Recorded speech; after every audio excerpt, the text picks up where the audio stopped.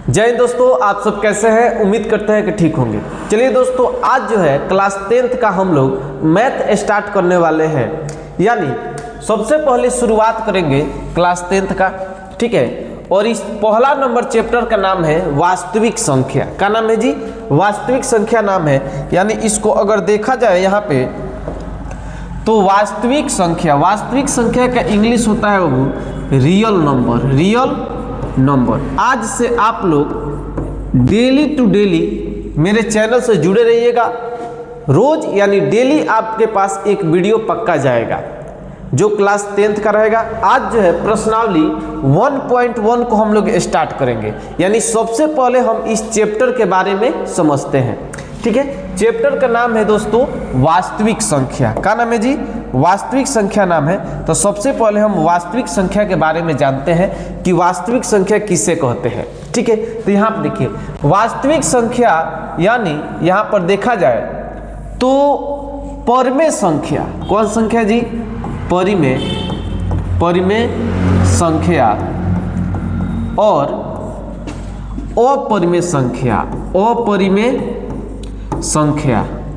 संख्या के समूह को हम लोग वास्तविक संख्या बोलते हैं। यानी परिमेय संख्या और अपरिमेय संख्या, इन दोनों के समूह को हम लोग वास्तविक संख्या बोलते हैं। यानी परिमेय संख्या को अगर इंग्लिश में देखा जाए तो हम लोग बोलते हैं रेशनल नंबर। क्या बोलते हैं जी? रेशनल नंबर बोलते हैं, ठीक है। अगर इसका देखा जाए अपरिमेय संख्या का होता है इरेशनल नंबर होता है, ठीक है। इरेशनल नंबर होता है। सबसे पहले हम जानने का प्रयास करेंगे यहाँ पे इरेशनल नंबर होता है, ठीक है। सबसे पहले जानने का प्रयास करेंगे हम कि परिमेय संख्या किसे कहते हैं, ठीक है, और अपरिमेय संख्या किसे कहते हैं। उसके बाद से हम लोग आगे बढ़ेंगे। चलिए, ठीक है। तो यहाँ पर ध्यान दीजिए, इसको हम सही लिख दें, परिमेय संख्या। चलिए, अपरिमेय संख्या सबसे पहले हम लोग जानेंगे परिमेय संख्या किसे कहते हैं। तो वैसा संख्या जिन्हें हम P/Q के रूप में लिख सकते हैं, ठीक है। वैसा संख्या जिन्हें हम P/Q के रूप में लिख सकते हैं जहां P और Q सदैव क्या होता है जी? सदैव पूर्णांक होता है। P और Q सदैव क्या होता है जी? सदैव पूर्णांक होता है। और Q नॉट इक्वल टू 0 होता है। यानी Q का मान 0 नहीं होना चाहिए। तो वैसा संख्या परिमेय संख्या कहलाता है। जैसे मान लीजिए 2/3 लिख दिया जाए, 5/6 लिख दिया जाए, या 0 भी आपका एक प्रकार का क्या है जी? परिमेय संख्या है। लेकिन अगर इसी को इस तरह लिख दिया जाए 5/0, यानी यहाँ पर P का मान तो 5 है लेकिन Q का मान क्या हो जा रहा है जी? 0 हो जा रहा है। Q का मान 0 यानी 0 हो जा रहा है। तो यहाँ पर क्या लिखवाया है? Q का मान 0 नहीं होना चाहिए। जहाँ अगर Q का मान 0 होगा तो ना ही वो परिमेय संख्या में आएगा ना ही वो अपरिमेय संख्या में आएगा, दोनों में नहीं आएगा, ठीक है। इसका मान हो जाएगा अपरिभाषित।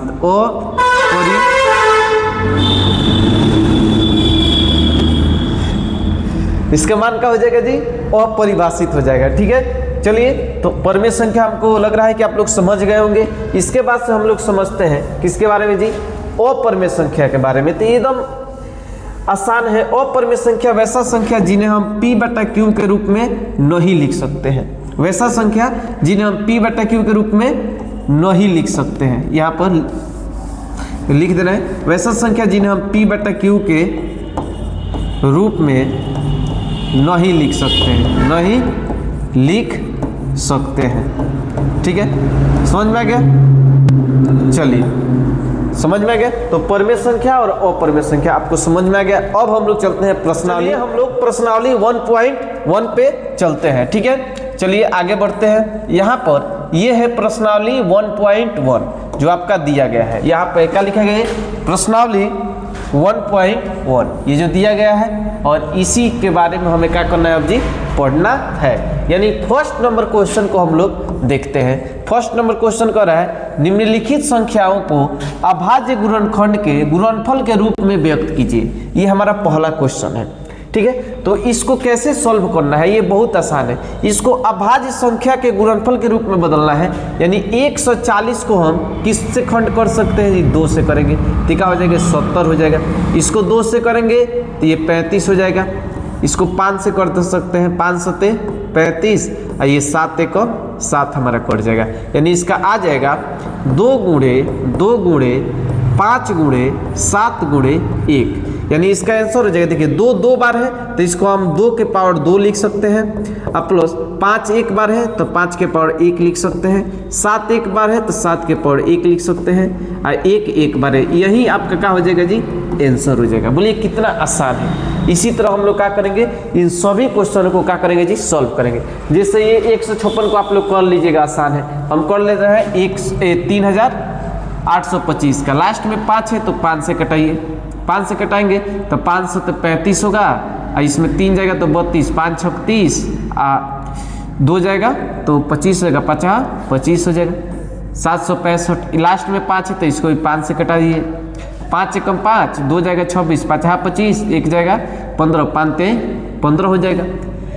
ये किससे कटेगा जी, 3 है, 3 से कटाइए, 3 5 15 और 3 एकम 3, 51 किसके पारा में आएगा तो बोलेगा 17, 17 तिहाई 51, 17 तिहाई 51 और 3 एकम 3, इस तरह हम लोग कटा सकते हैं, समझ में रहे। तो इसको हम लिख देंगे 5 गुणे 3 गुणे 17 गुणे 3 गुणे 1, यानी इसको हम इस रूप में भी लिख सकते हैं, 2 5 है तो 5 के पावर 2 गुणे 3 2 है तो 3 के पावर 2 गुणे 17 1 है तो 17 के पावर 1 गुणे 1, ये आपका क्या हो गया जी, इसका आंसर हो गया।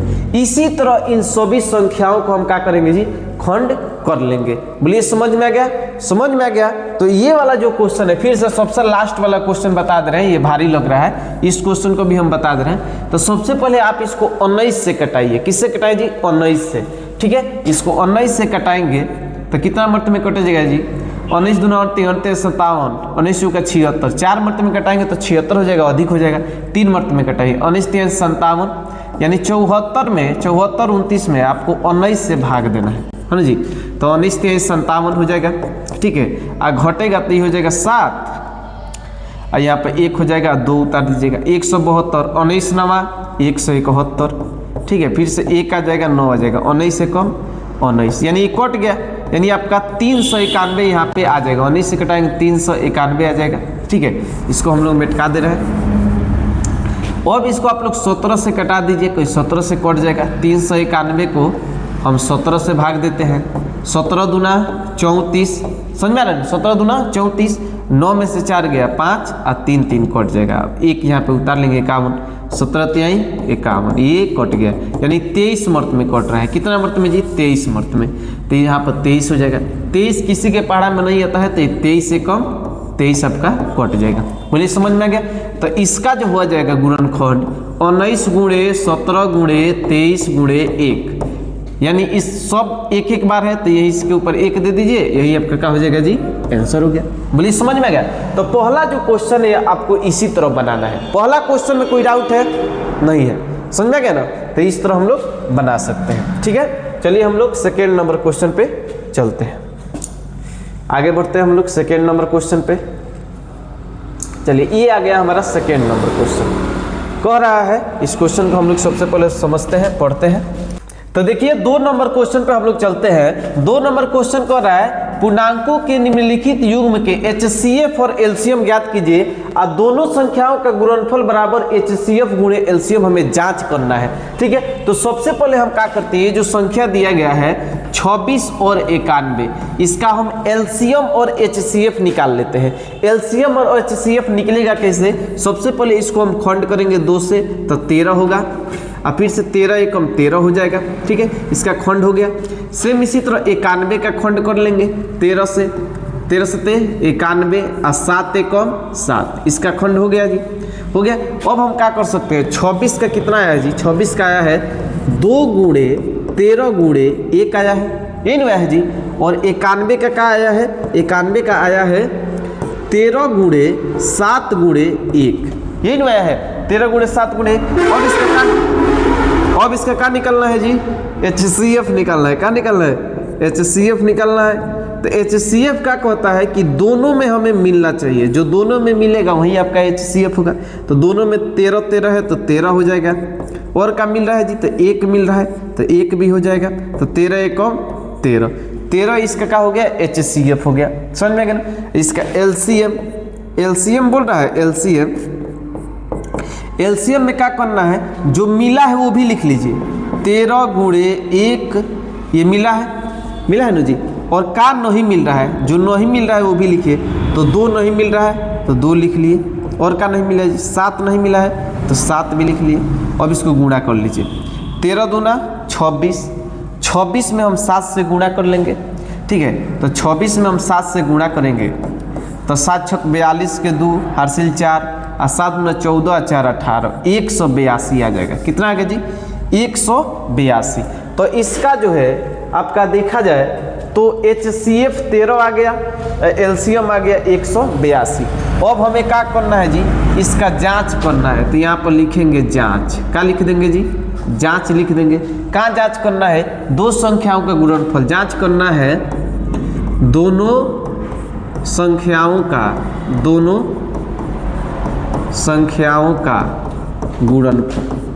गुणनफल बराबर HCF गुणे LCM, ये नहीं जांच करना है। HCF गुणे LCM जांच करना है। तो दोनों संख्याओं का गुणनफल, ये जो संख्या दिया गया है इसका गुणनफल यानी गुणा 26 गुणे 91 बराबर जो इसका HCF और LCM आया है इस दोनों का गुणा यानी 13 गुणे 182।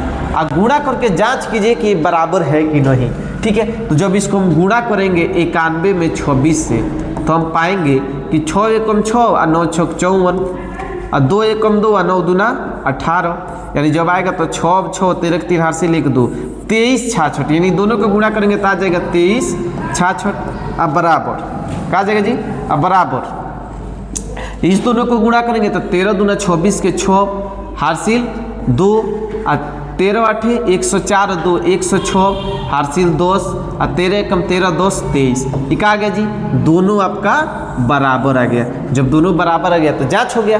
इसी तरह हमें क्या करना है, प्रत्येक क्वेश्चन को हमें बनाना है।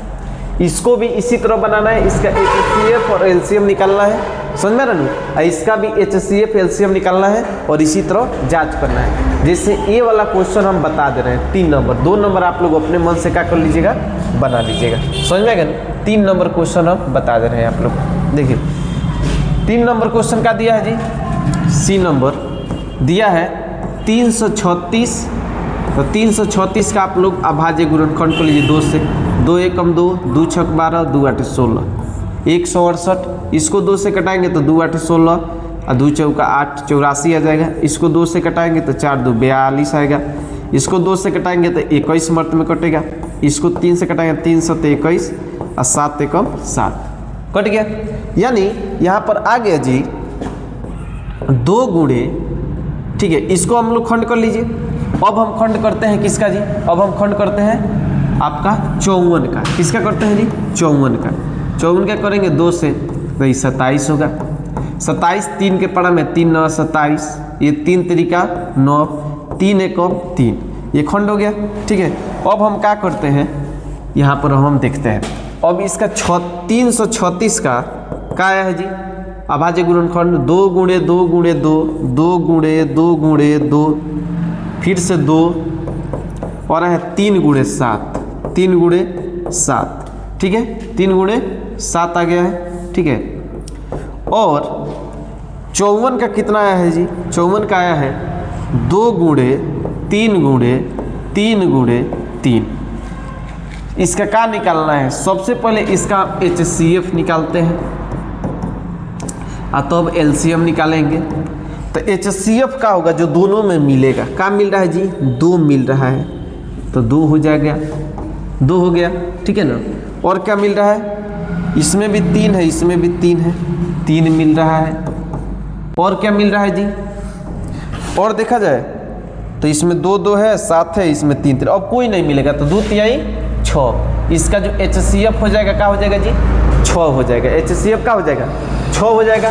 अगर LCM देखा जाए तो यहाँ पर तो जो मिल रहा है वो भी लिख लीजिए, और जो नहीं मिल रहा है, जो नहीं मिल रहा है उसको भी लिखिए। जैसे का नहीं मिल रहा है जी, तो 2 नहीं मिल रहा है, 2 नहीं मिल रहा है, 2 नहीं मिल रहा है, तो आप लिखिए 2 गुणे 2 गुणे 2। और का नहीं मिल रहा है जी, 7 नहीं मिल रहा है, तो 7 भी इसमें लिख लीजिए। नीचे क्या नहीं मिल रहा है, 3 और 3 नहीं मिल रहा है, तो यहाँ पर 3 गुणे 3 लिख लीजिए। अभी सबको गुणा कर दीजिए, आपका एलसीएम निकल जाएगा। समझ में गया ना? सबको गुणा कीजिए, 2 तिहाई 6, 6 दूना 12, 12 दूना 24, 24 दूना 48, 48 में 3 त्रिका 9 और 9 सत्ते 63। अब 48 में 63 से क्या कर लीजिए, गुणा कर लीजिए। ठीक है, 8 त्रिका 24 के 4 हासिल 2, 4 3 12 2 14, इसको गुणा 8 6 48 के 8 हासिल 4, और 6 चौका 24 4 28। इसको जब जोड़ेंगे तो 4 8 4 12 के 2 हासिल 1, 9 1 10 के 0 हासिल 1 1 3, 3024। इसका एलसीएम कितना आ गया जी, 3024। बोलिए समझ में आ गया? चलिए अब इसका एचसीएफ निकल गया, एलसीएम निकल गया। अब इसका क्या करना है जी, जांच करना है। क्या करना है, जांच करना है कि दोनों संख्याओं का गुणनफल बराबर एचसीएफ गुणे एलसीएम। दोनों संख्या का गुणनफल, दोनों संख्या क्या है जी, ये है हमारा